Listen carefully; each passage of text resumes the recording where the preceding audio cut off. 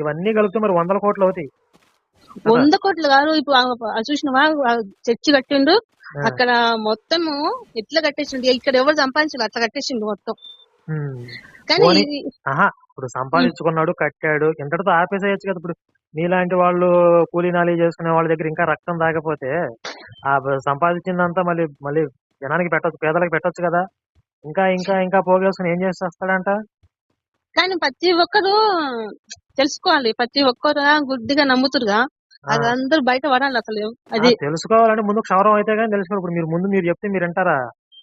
అది కొంత అనుభవం అయితే కానీ తెలియదు మీకు. ఇప్పుడు అందరికీ అట్లాగే.